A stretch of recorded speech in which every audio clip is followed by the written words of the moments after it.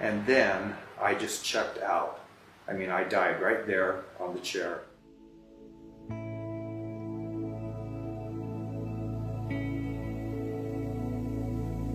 And on April 17th, I had a heart attack.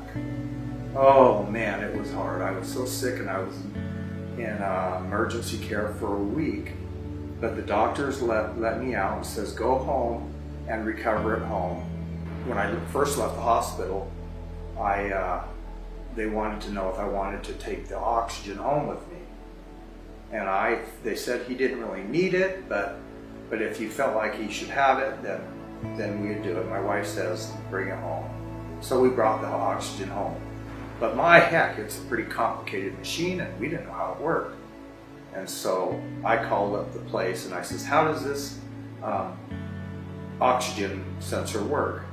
And they taught me, and then I taught my wife. Okay, then on May 7th, 2018, I was sitting on the phone in this room right over here.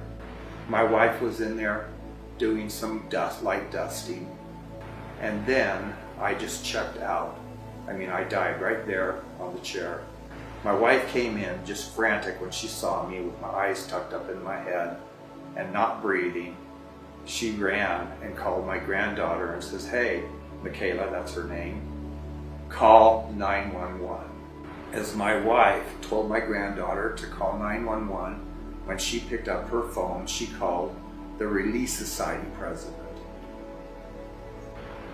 and told her to get over here immediately. Let me go back on the story. It starts out about 4 years before this happened.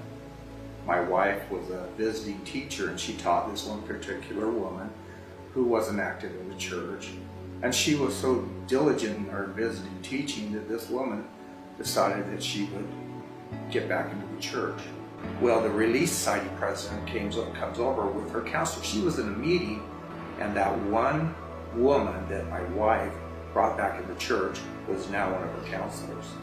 So she came over, and the same time the policeman heard the 911 call, and the policeman and her came at the same time.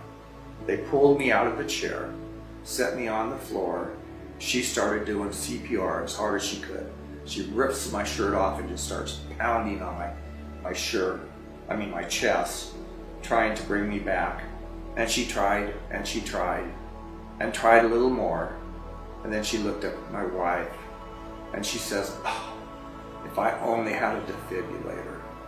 And the policeman that was there with her says, oh, I just felt inspired to get one last week. It's out in my squad car.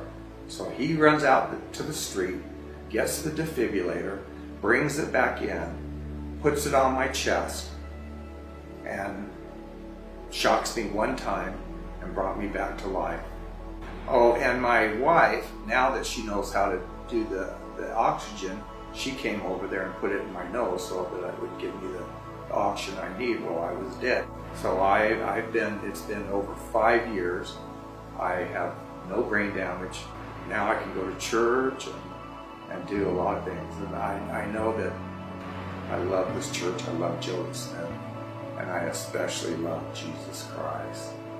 We've been reading the Crucifixion of Christ. It's the saddest story I've ever read. I know that he did it for a reason, so that we can be returned to him and be forgiven of our sins. Christ knew what he was doing. He could have called legions of angels down, but he didn't. I know this church is true, and I love it. I say this in the name of Jesus Christ.